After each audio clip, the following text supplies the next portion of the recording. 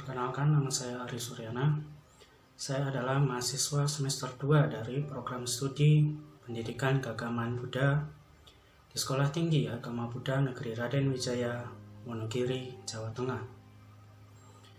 Video ini merupakan salah satu tugas untuk ujian akhir semester mata kuliah Psikologi Pendidikan Agama Buddha 2 yang diampu oleh Ibu Dwi Mariani Respatiningsih, MPD. Di dalam video ini, saya akan menanggapi dan memberikan komentar serta opini saya terkait dengan kasus di bidang pendidikan. Kasusnya adalah sebagai berikut. Seorang siswa sekolah dasar dengan inisial A sekarang ini telah naik di kelas 3. Si A ini dia tidak bisa membaca dan juga menulis. Untuk membedakan huruf-huruf alfabet juga belum bisa. Sebagai contoh, huruf B kadangkala tertukar dengan huruf D. Wali kelas telah menyarankan kepada orang tua A untuk pindah sekolah di SLB saja. Adapun tanggapan dari orang tua A ini sangat tidak kooperatif dengan masukan yang diberikan dari guru. Bahkan lebih tepatnya menyinggung hati dan perasaan wali kelas. Akhirnya wali kelas pun berkonsultasi dengan kepala sekolah dan orang tua si A dipanggil ke kepala sekolah. Dari hasil pembinaan yang telah diberikan oleh kepala sekolah, hasilnya pun tetap sama. Si A akan tetap belajar di SD ini sampai lulus nanti. Akhirnya kepala sekolah pun menuruti apa mau dari orang tua si A. Semua guru yang menjadi wali kelasnya harus mengkatrol nilai-nilainya, yang mana kesemua nilai yang diperoleh si A tidak ada yang tuntas dari KKM. Baik, sebelum saya memberikan tanggapan, saya akan menceritakan kasus yang serupa dengan kasus tersebut. Cerita pertama saya ambil dari sebuah film dari India yang berjudul Dhare Jamin Par yang rilis pada tahun 2007. Pada film ini dikisahkan seorang anak yang bernama Isan yang merupakan siswa SD kelas 3. Dalam film tersebut diceritakan bahwasannya Isan adalah anak yang berbeda dari anak lainnya. Di sekolah pun dia tidak mampu untuk membaca, menulis, dan berhitung seperti anak-anak lainnya. Nilai-nilai setiap pelajarannya pun jelek. Dia dicap sebagai anak yang pemalas dan bodoh. Tanpa pikir panjang, orang tuanya pun memindahkan Isan ke sebuah sekolah asrama dengan disiplin yang ketat, dengan harapan bahwa Isan akan menjadi lebih rajin sehingga nilai-nilainya menjadi bagus. Namun apa yang terjadi? Ternyata di sekolah asrama tersebut pun Isan tetap saja mendapatkan nilai-nilai yang jelek. Hingga suatu ketika sekolah tersebut kedatangan seorang guru baru. Nah, guru baru ini melihat ada perbedaan pada Isan.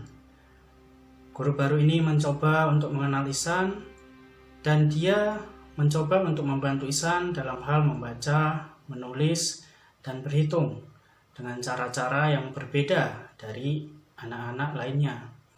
Bahkan misalnya untuk belajar berhitung, guru tersebut mengajari dengan cara menghitung dengan naik dan turun tangga. Hingga lama-kelamaan nilai Isan pun semakin lama semakin membaik.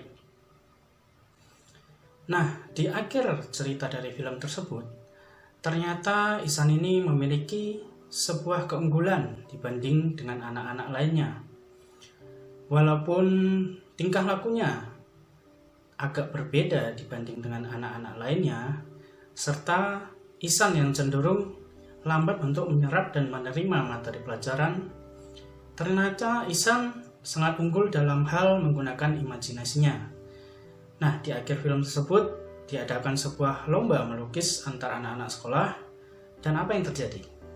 Ternyata Isan berhasil menjadi juaranya dan membuat orang tua dari Isan menjadi bangga. Cerita kedua adalah sebuah kisah nyata yang terjadi di Thailand.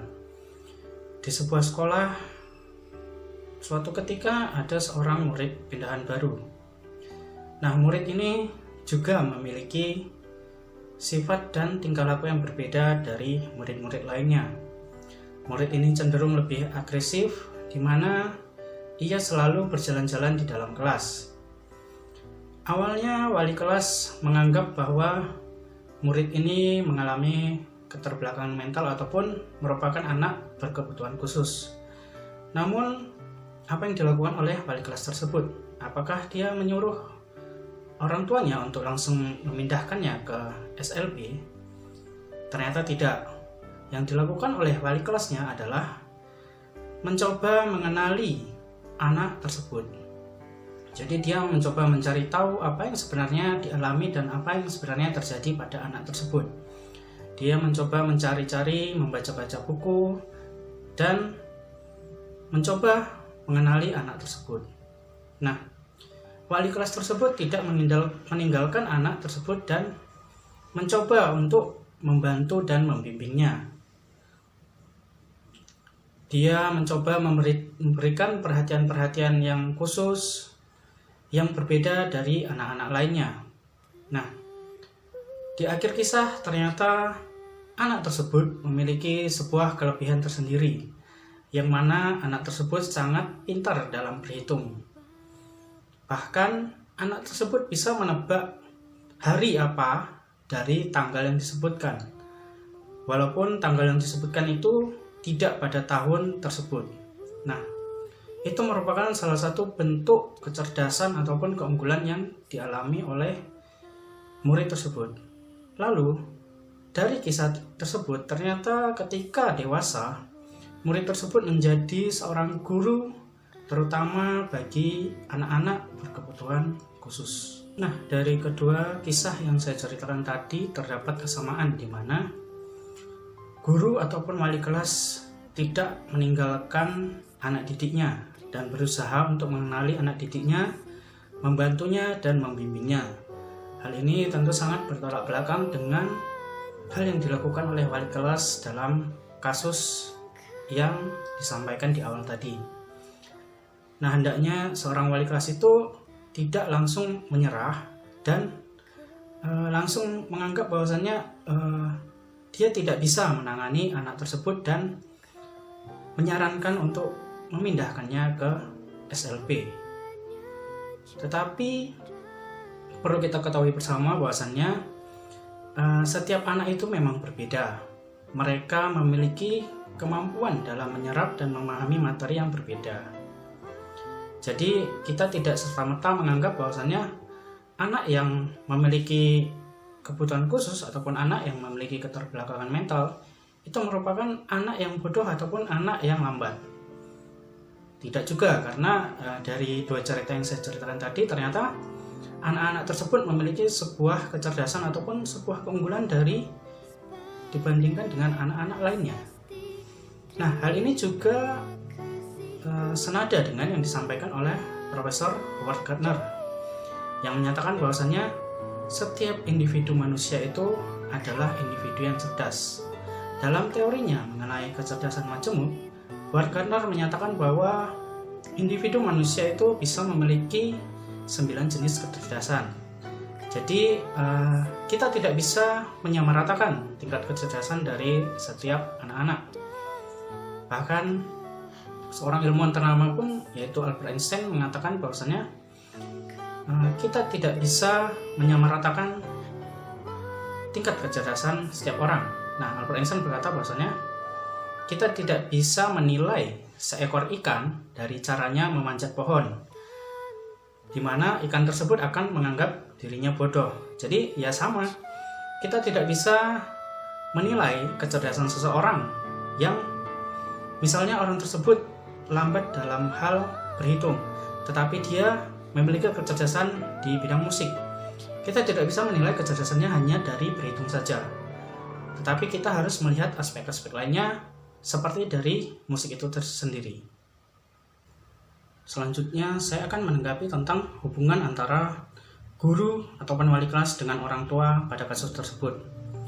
Dalam kasus tersebut digambarkan bahwasannya guru dan orang tua murid tidak memiliki kerjasama ataupun hubungan kooperatif.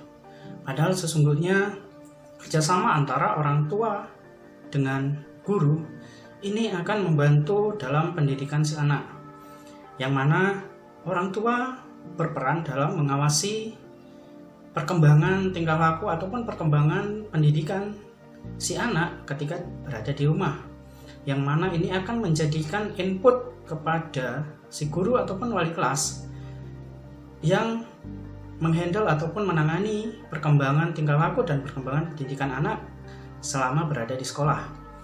Jadi keduanya, antara guru maupun orang tua, ini memegang peranan yang sangat penting dalam pendidikan anak. Di akhir saya ingin mengutip pernyataan dari Sang Buddha yang mengatakan bahwasannya setiap individu manusia memiliki benih-benih kebudayaan, ataupun bisa kita anggap ini sebagai benih-benih kecerdasan yang bisa dikembangkan. Kita tidak bisa menilai seseorang dari kondisi kelahirannya, tetapi kita harus membedakan seseorang berdasarkan tingkah lakunya. Demikian, terima kasih.